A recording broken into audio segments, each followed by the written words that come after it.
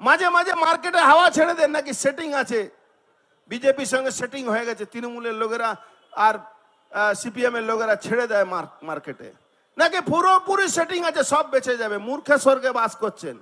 বদলছে, আমি ফোঁস মারতে তো বারণ করিনি। পরের দিন থেকে শুরু হলো তৃণমূল কংগ্রেসের নেতারা নেতৃত্বরা বলতে শুরু করলো টাং ভেঙে দেব, কেউ বলছে মাথা ভেঙে দেব, কেউ বলছে বুঝে নেব। নৈহাটিতে একটা সামাজিক সংগঠনের আন্দোলন হলো, মহিলাদেরকে ফেলে পেটানো হলো, ফেলে পেটানো হলো। একটা লম্পট হুমায়ুন কবির আছে, ও ভরতপুর ওখানকার কে এমএলএ আছে, ও মাঝে মাঝে বলে হিন্দুদেরকে গঙ্গায় ভাসিয়ে দেব, অমুককে গঙ্গা ভাসিয়ে দেব। কোনোদিন আসল সঠিকভাবে হিন্দুদের পাল্লায় পড়লে তুই বুঝতে পারবি কি তুই কত লোকে গঙ্গায় ভাসাচ্ছিস আর কত লোক কতকে ভাসিয়ে দেবে। সময় আসতে দে, যেদিন পাল্লায় পড়বি সেদিন তুই বুঝতে পারবি। তাহলে দিদিমণি কল্যাণী থেকে সিটি স্ক্যান করাবার জন্য কলকাতা আসতে হয় কেন?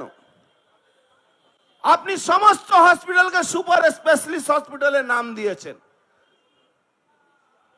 সিপিএম জামানা আগে থেকে, কংগ্রেস জামানায়, সিপিএম জামানায় হয়তো কতগুলো হসপিটাল তৈরি হয়েছিল বা কংগ্রেস জামানায় হয়েছিল। আপনি কি করলেন? সুপার স্পেশালিস্ট করার জন্য তার উপরে রং লাগালেন, নীল সাদা রং লাগিয়ে আপনি তাকে সুপার স্পেশালিস্ট হসপিটাল বানিয়ে দিলেন।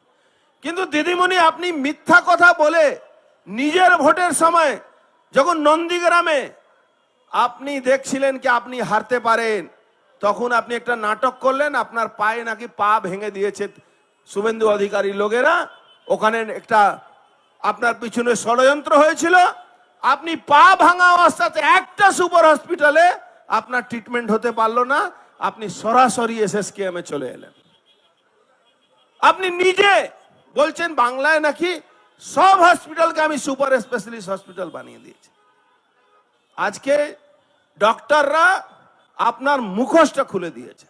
কিন্তু মমতা ব্যানার্জি এখনো বলছি, উনি যে কোনো প্রকারে এই আন্দোলনকে ভেঙে দেওয়ার চেষ্টা করছেন। আজকে আমি আহ্বান করব, অনেক আইএস আইপিএসরা আছেন, আপনারাও জানেন যে আইপিএস আইএসরা মমতা ব্যানার্জি গুড বুকে আছে।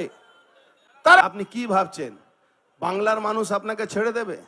এই বাংলার মানুষকে আপনি মিথ্যা কথা বলে এসেছিলেন, বাংলার মেয়েকে চাই।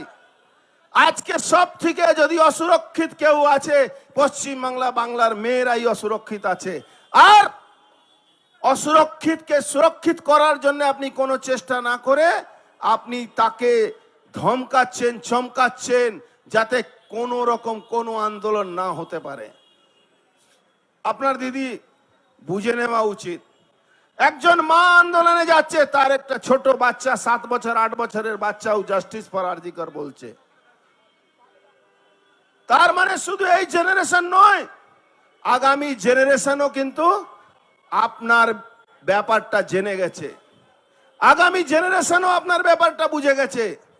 আপনার সময় শেষ হয়ে এসছে।